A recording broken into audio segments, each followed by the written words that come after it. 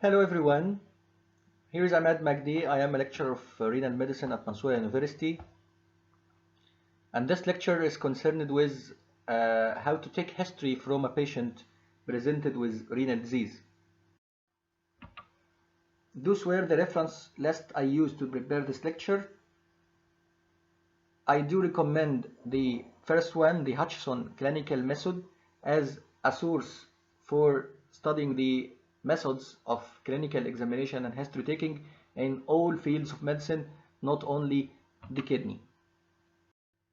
Let's start with the philosophy of history taking.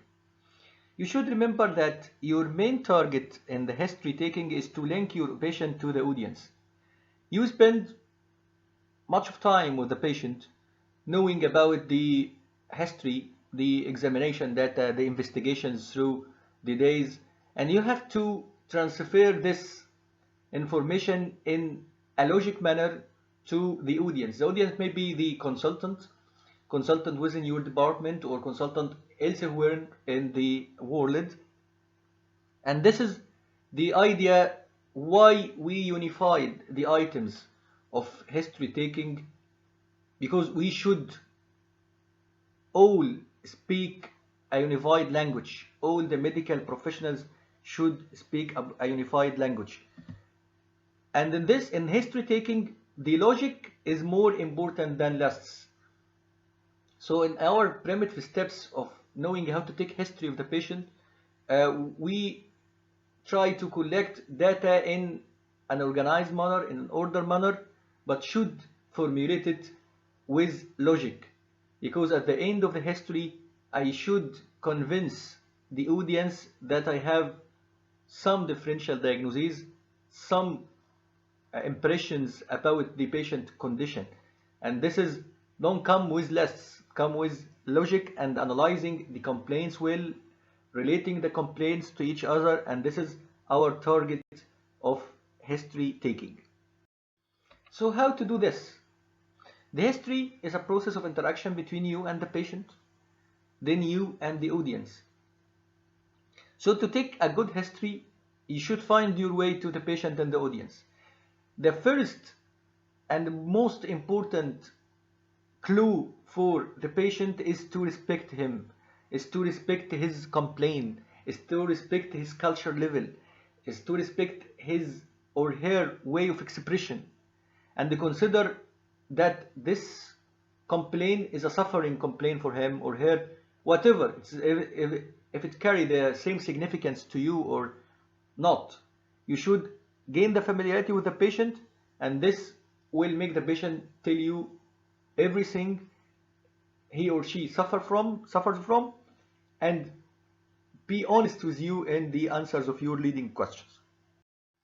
One of my main targets in this lecture is to offer you a stepwise approach of history taking and how to create a differential diagnosis. This will be the approach. We have 5 steps, and these steps should be done in order, from data collection, differentiation between the important positive and negative data, and then create a proper representation, and I will discuss how to do this. Adopt a differential diagnosis framework and apply the positive and negative data on this framework. Let's start with the first step, the data collection. We can have the data from the patient, the history data, the examination data, and the investigations data. So what are the data sources? At first, what are the data sources? We have three sources for the data from the patient.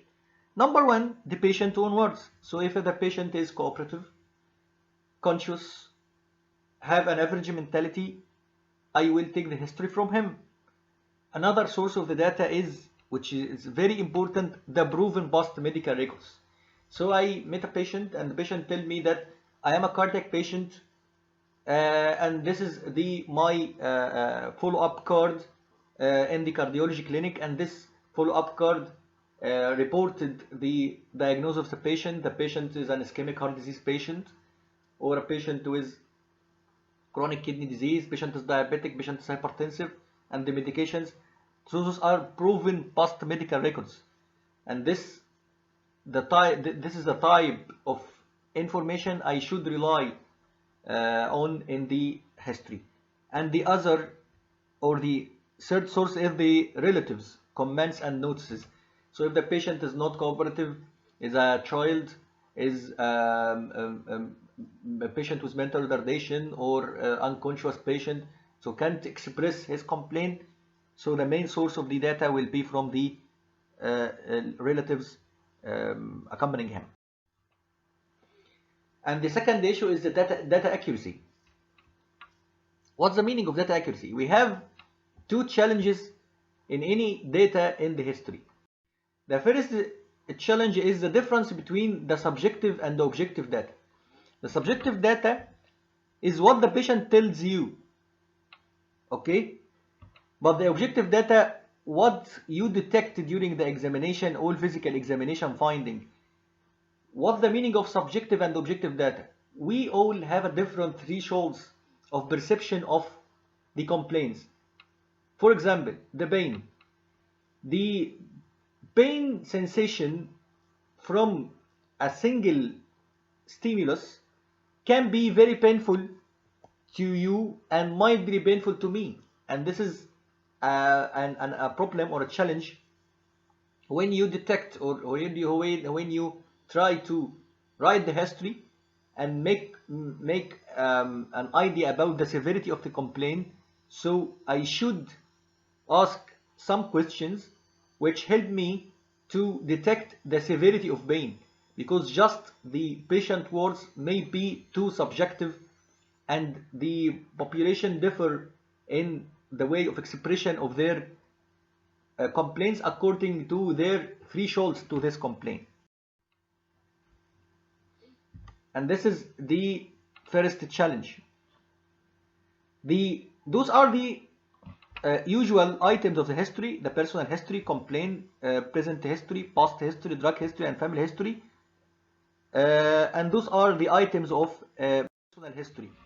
Come to the second complaint. We all know that the complaint should be in patient own words, no scientific terms. Mention the duration of complaint, and those are the gold standard rules for this part of the history. But the second challenge come here in the complaint is we have words and phrases that need clarification.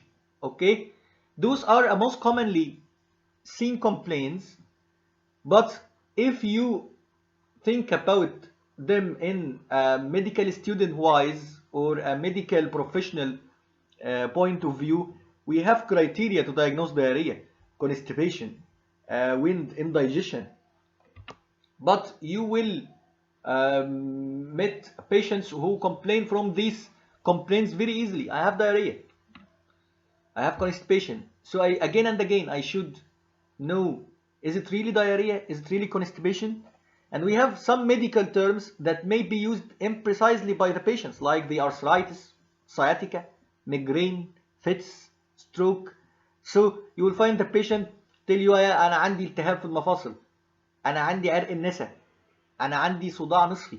Those are not a medical, those are not a patient own words. Those are medical terms and medical diagnoses and need criteria for diagnosis. So you can't pick this from the patient words and tell me this is the complaint and patient own words. For this slide, I'd like to tell you something. This is the most important item in history taking, and I should be prepared before meeting the patient. How I can prepare myself? Those complaints and those other system complaints and symptoms of other systems, I should be prepared before meeting the patient with those. So in each system, I should know what are the complaints of this system, what are the other complaints of this system, and in each complaint, what are the possible questions I should ask the patient about to analyze this complaint and to relate this complaint to the other complaints. And this is what I will do now with the renal symptoms. This is a sector of how can the patient with any renal disease be presented. What are the complaints or the possible complaints I will hear from the It's very important to highlight this issue. In patients with renal disorders, symptoms and signs may be non-specific, even absent, till the disease is severe. And this is very important. Asymptomatic, accidentally discovered renal function impairment or asymptomatic urinary abnormalities are of a common presentations in the renal or urological disease. And this is a very important notice you can meet when in the renal department or in the urology department accidentally discovered problem, accidentally discovered deterioration of kidney function, accidentally discovered asymptomatic urinary abnormality. So in this type of patient, a first episode of overt renal failure may have been precipitated by a further insult, such as use of non-steroidal, use of radiocontrast injection, infections, use of ACE inhibitors, dehydration, anemia. And many patients are asymptomatic and have a family history. Sometimes hematuria or proteinuria has been detected during a routine or insurance medical examination or during pregnancy. So you should know why this patient is accidentally discovered. Is there a trigger for the problem now? And those are the examples of the triggers, or is it just accidentally discovered when applying to job or applying to a college? Those are the renal symptomatology groups of symptoms. It's the symptoms is are multiple, and those are the groups of symptomatology of renal disorder. So if it's not asymptomatic, what are the symptoms? We have voiding symptoms, abnormalities in urine volume and composition, pain, swelling, uremic and systemic manifestations, and the very important group, the specific renal syndromes. Let's start with the voiding symptoms. Voiding symptoms, in other words, lower urinary tract symptoms occur during the storage phase of micturition, or during the voiding phase of micturition, or the incontinence. What are the storage symptoms? The frequency, the urgency.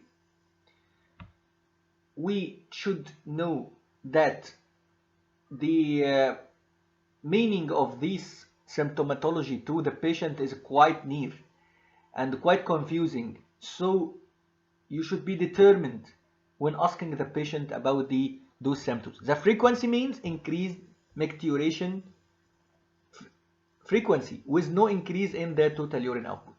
Urgency, sudden, strong need to pass urine. Okay, so it's not related to the urination itself, it's just a need, a strong urge sensation to pass urine. And those are related to the overactivity of the detrusal muscle or abnormal stretch receptors activity from the bladder. Storage symptoms like nocturia, being wakened once or twice to void. Storage symptoms associated with bladder, prostate, or urethral problems, lower urinary tract infection, tumors, or urinary tract obstruction, or neurological complications. And then pass to the voiding phase symptoms. Voiding phase symptoms are the hesitancy. Hesitancy means difficulty or delay initiating urine flow.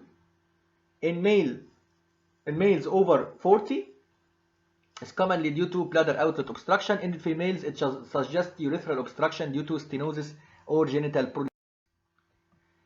Dribbling and incomplete emptying may be caused by obstruction.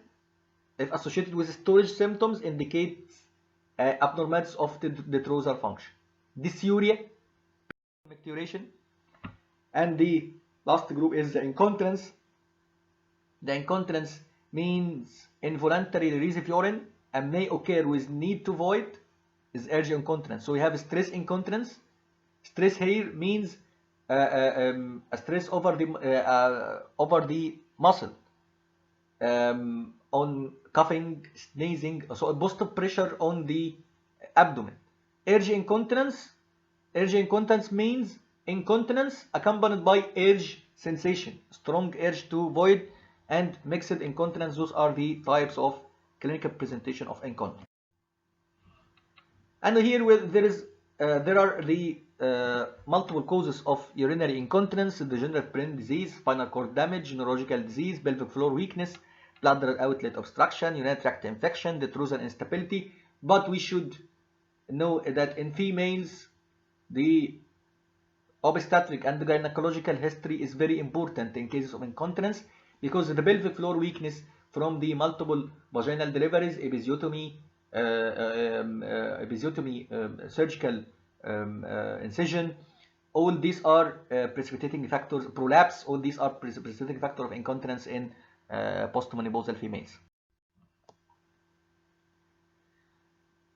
And in males, those are group of symptoms, features of bladder outlet obstruction due to prostatic hyperplasia: slow flow, hesitancy, incomplete emptying, dribbling after micturition, frequency and nocturia, palpable bladder.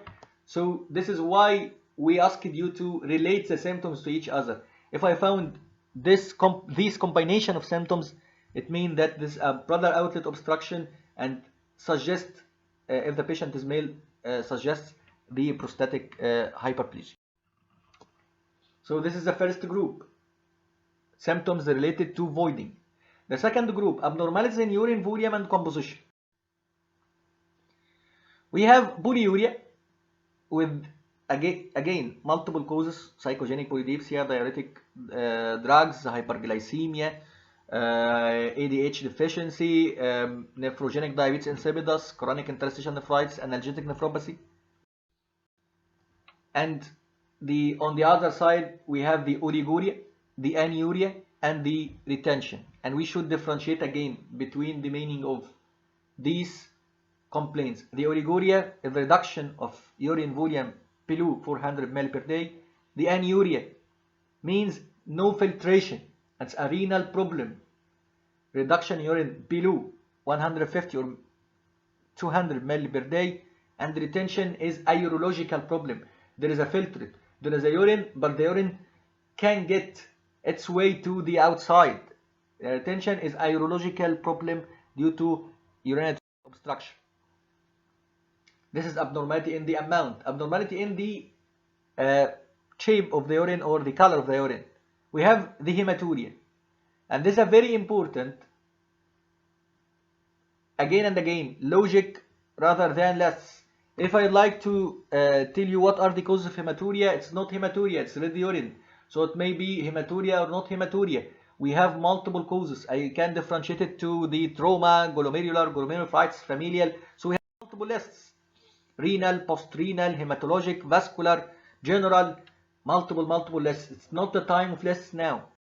Here it's the time, and this is the abnormalities in the urine, just red urine, not hematuria. So the hematuria, again, it's not the matter of lists now. I should have my approach to hematuria. When I'm taking the history, I'm asking about any other orificial bleeding to exclude all the general causes. And then asking about the color of urine itself, the amount, is it fresh red or dark red or Coca-Cola color? Is it a urine tinged with blood or frank blood? Those are the main questions I'd like to ask in the analysis. And then the amount, is it just drops or cups, or it's a very important to do. And then after history and the physical examination, the urine analysis is very important, because if I do the urine analysis and didn't find the hemoglobin or RBCs, so it's a red urine, not hematuria. If I found RBCs but no hemoglobin, I should check RBCs morphology.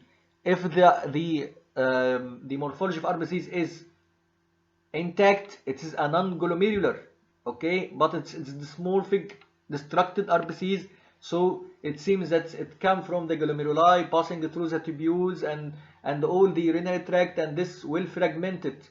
So this is the glomerular hematuria. If I found hemoglobin only, no RBCs, it is not a hematuria also, it's a myoglobinuria or hemoglobinuria. So this is a pseudohematuria, dipstick negative, This is acidohematuria, dipstick positive, and those are the causes of hemoglobinuria and myoglobinuria. Check if the intact RBCs, it may be tubular or from the urological urological causes, and this is the glomerular one. Abnormalities, other abnormality in the shape of the urine is the frothy urine proteinuria, and again we have transient proteinuria and the persistent proteinuria. The transient proteinuria is the most common cause and can occur in association with fever, seizures, exercise, emotional stress, hypovolemia, extreme cold, believed to be glomerular in origin, related to hemodynamic changes, decreased renal plasma flow rather than altered permeability of the capillary wall. Again, the very important to know if the proteinuria is non-nephrotic or nephrotic proteinuria, because the nephrotic proteinuria is pathognomonic for glomerular disease, but non-nephrotic proteinuria may be glomerular or non-glomerular, and we have those are the causes of glomerular proteinuria and those are the causes of tubular proteinuria. Again and again, we should be organized. If I found that the patient is proteinuric, so I'd like at first to know how severe the condition is. So the severity of proteinuria may be related to the amount. Now I am in history. I don't have the tool to account for the protein in the urine, but I should ask or should search for other complaints which is related to the nephrotic syndrome, like the edema, okay, like the history of thromboembolic disease, because in the nephrotic syndrome there is a severe hypoalbuminemia and severe hemoconcentration, and this predisposed to the problem. Is this proteinuria is accompanied by edema? This edema is gradually formed or acutely formed. Do we have multiple attacks which suggest that the patient may have multiple attacks of glomerulonephritis or not? Again and again, it is not a list of causes. How to deal with the list? This is the one who will take the history in a good. And this another like the hematuria algorithm. So dipstick positive for proteinuria, maybe false positive or functional proteinuria. You should recheck the dipstick. Maybe trace +1 or +2 or heavy +3 or +4. This is a finding. It can be repeated in the next months, but this is a finding consistent with renal disease. So I should quantify the proteinuria below 2 gram or above 2 gram. Below 2 gram, maybe orthostatic or accompanied with GFR.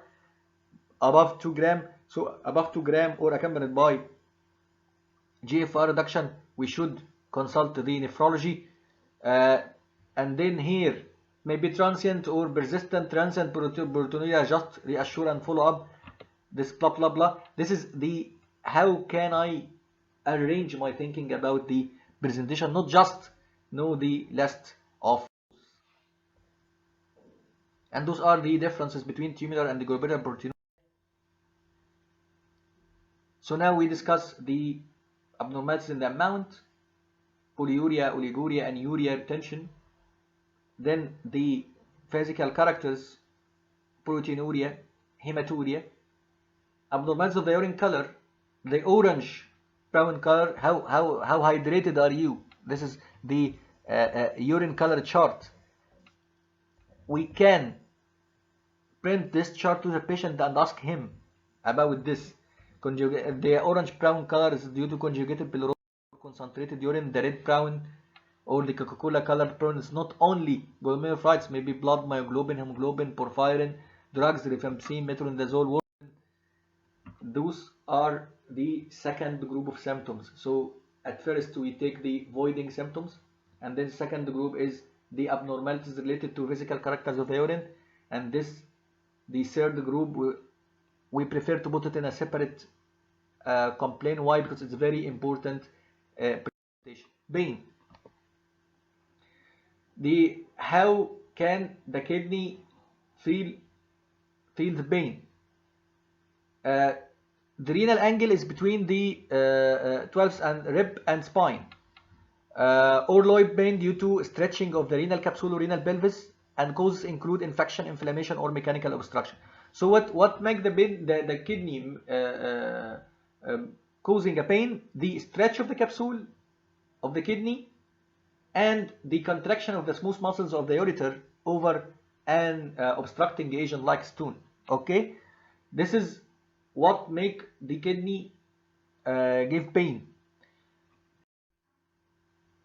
Constant loin pain with systemic upset, fever, rigors, and pain on voiding suggest infection of the upper urinary tract. Chronic dull aching loin pain discomfort may occur with chronic renal infection and scarring from ureteric reflux, and this is the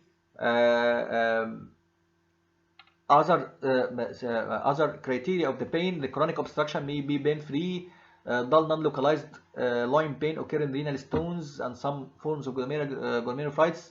Renal or ureteric colic, this is the famous renal colic, is caused by acute obstruction and distension of the renal pelvis by stone, a blood clot, or necrotic renal papilla. The pain, this is the usual or the typical characters of this pain is sudden, severe, sustained, radiate to the iliac fossa, groin, and genitalia, especially to the testis. And the patient is usually nauseated and usually vomits. So why? Because it's a very severe pain.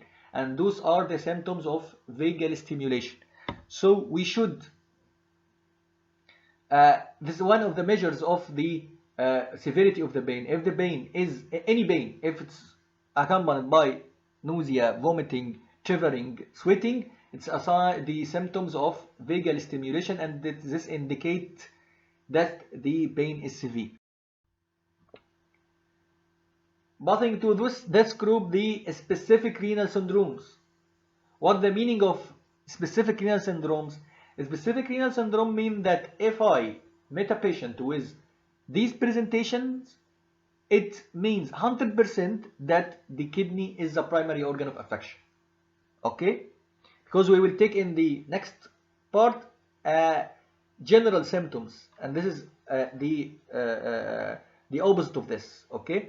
But those specific renal syndromes are certain clinical presentation. If I found in the patient this presentation, so the kidney is the primary organ of affection. What are the clinical presentations of glomerular disease or specific renal syndromes? Again, as we say,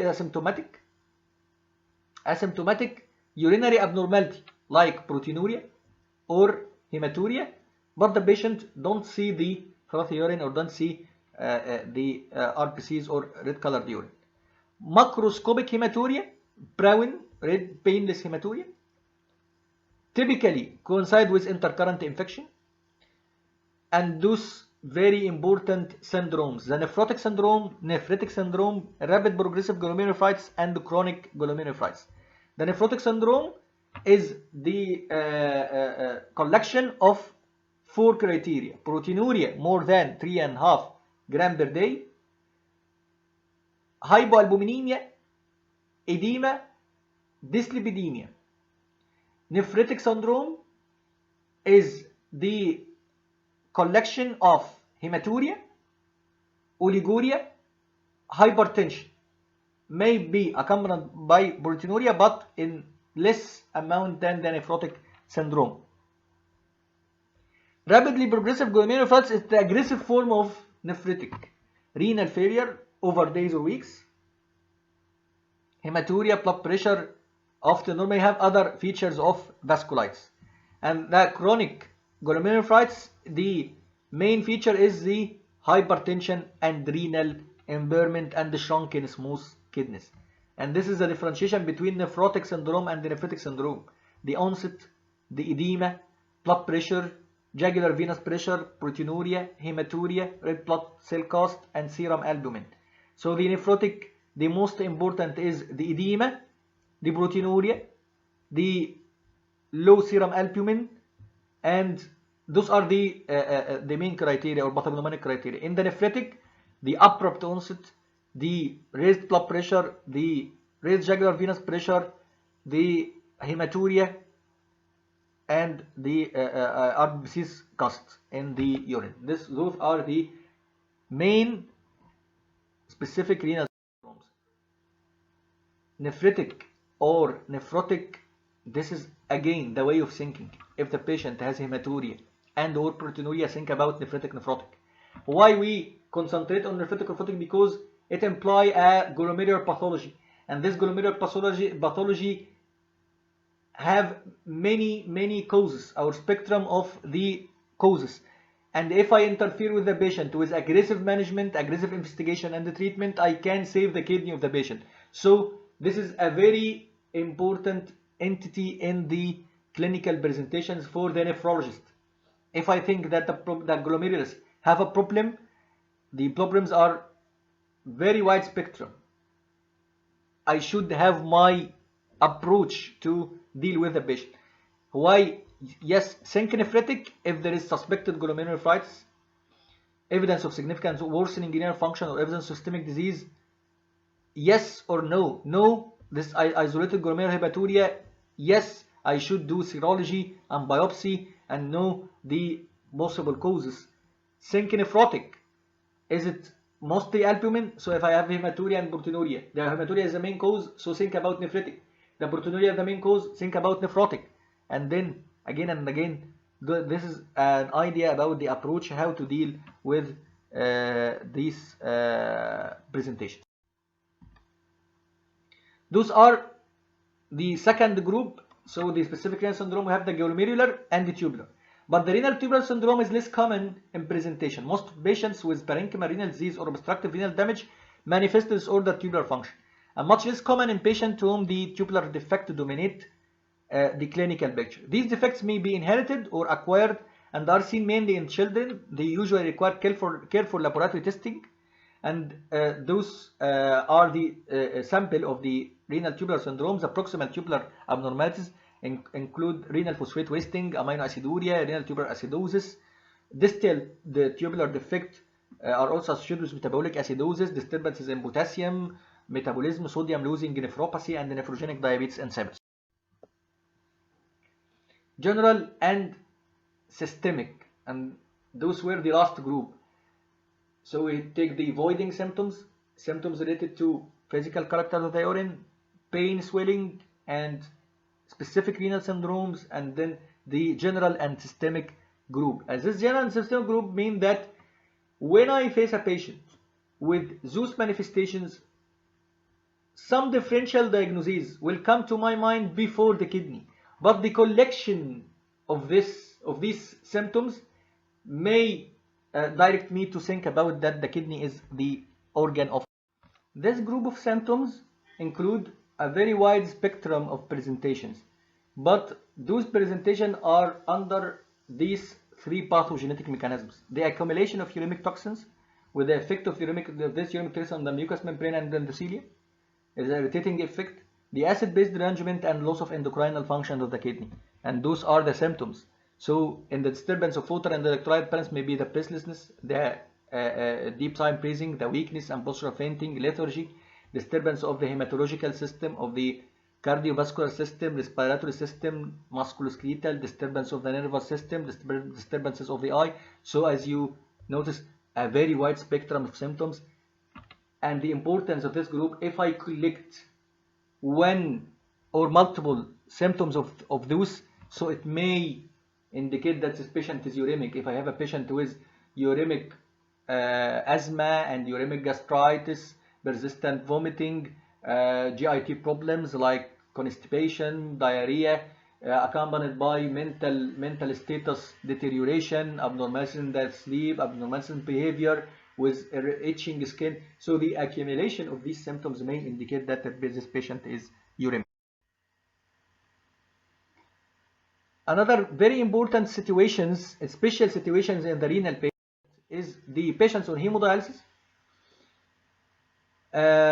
We have some important question to ask the dialysis patient about: the dialysis duration, the dialysis axis, the arteriovenous fistula or not the arteriovenous fistula. So we have the arteriovenous fistula, the dialysis duration, the long duration of dialysis for patient on transplant waiting list mean that there is no living. The volume of the bed volume of the patient, the dry weight of the patient, the dry weight mean the weight that the patient should be after the dialysis session with no hypertension and with no signs of volume overload or volume depletion.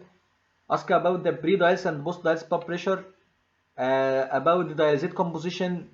All these are important findings or important information to the dialysis patient. Why? Because all the cardiovascular risks of the patient are related to how good the dialysis is, how sufficient the dialysis is.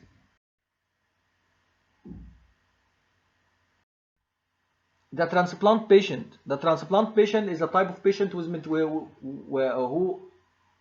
maintained on immune suppressive drugs for long periods. So what are the type of immune suppression? The infections, current infections, avascular necrosis, skin cancers, reflux nephropathy. It's very important to ask about this and the regimen of the immune suppression in the patient on transplant. Those are the main kidney complaints. Those are the groups of kidney complaints. This is what I will ask in the present history of a patient with kidney disease. The drug history and past history in the kidney patient is very important. Why? We should all the drugs can affect the kidney by all the mechanisms. Can affect the kidney vessels or the kidney perfusion or the kidney structure, or even the post-renal can affect the dorsal muscle and the bladder muscle contractility. So the drug history in the renal patient is very, very important. And I should ask all these questions. Can you tell me the drugs that you take? Do you buy any yourself from the pharmacy? What about the inhalers? Were you taking any medicines a while ago but stopped recently? Do you ever take any medicine prescribed for the people such as your spouse? Do you use herbal or other complementary medicine? Because again and again, all the mechanisms of renal injury can be done by drugs. The past history is also very important in a patient of renal disease. Why? Because the similar history of similar attacks, this is a character of the autoimmune disease, the history of drug intake, infections, chronic infections, blood transfusions, all these ideas is important in the kidney patient. The family history, sure, is very important because we have a wide spectrum of familial kidney disease, like the most common, the most famous one of them, the polycystic kidney disease, is one of the causes of chronic kidney disease worldwide. This is all step 1.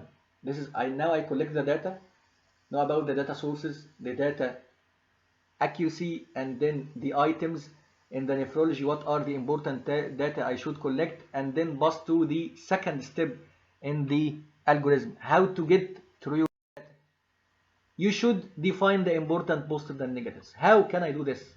The important positive and the important negative is that the information which confirm or direct me to think about differential diagnosis and or exclude other differential diagnosis. This is the meaning of the key data or the key feature or the important positive and the important negative. After this, the step 3 is to put the summary in a professional context. Name the problem representation.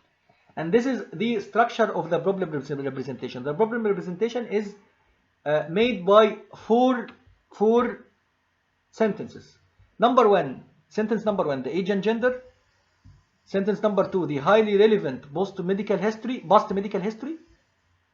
Number 3, the primary symptom of our complaint using semantic qualifiers. What's the meaning of semantic qualifiers? Means that you will now express the main complaint in a medical professional manner, not in patient own words. And number C, the highly relevant diagnostic data using clinical syndromes when possible. What does it mean? The very, very important positives. The very, very important positives. And this is an example for a structure of problem representation. A 60-year woman with a history of poorly controlled diabetes present with chronic progressive exertional dyspnea with examination and chest x-ray finding of volume overload and with unremarkable routine labs and EKG. This is a very important step, is to be clear with yourself before you be clear with the the audience, because if you are clear with yourself, you will make this step very good. The next step, adopt a differential diagnosis framework. So I have a main complaint represented now with a medical and professional manner, and I know that any complaint have a differential diagnosis, so I can adopt a differential diagnosis framework. A differential diagnosis. So suspect that I have a patient with acute kidney injury, and now I collect the data from him and see there is no back pressure changes on the kidney or no full bladder, so I will exclude this. And then the patient have no signs of volume depletion, patient have no diarrhea, no vomiting, no history of volume loss or plasma loss, so I will remove this. But this patient have importantly have RBCs cast in urine, have proteinuria, so this will came up. Okay, this patient don't take any drug in the last period, and I asked about this. Very good. The patient not on medication, not take any drug, so the tubular necrosis, the toxic tubular necrosis or interstitial fibrosis can be excluded. This is how I apply the important positive and negatives on the data. After doing this, this is the time to engage your audience. How you will ask now your audience, how can you think about this patient after listing those important positives and the important negatives frameworks and applying this on the framework. Again, and my last advice, the history taking is a matter of brain exercise. You should at first learn and then train and train and train, practice and practice and practice. Strive for continuous improvement instead of perfection. The history taking is a mental process, and any mental process need exercise and need training to be efficient. At the end, I'd like to thank you. Sorry for the long lecture time, but to be clarified that the history is not a simple mission. It's a mission need training a lot and a lot. Thank you and goodbye.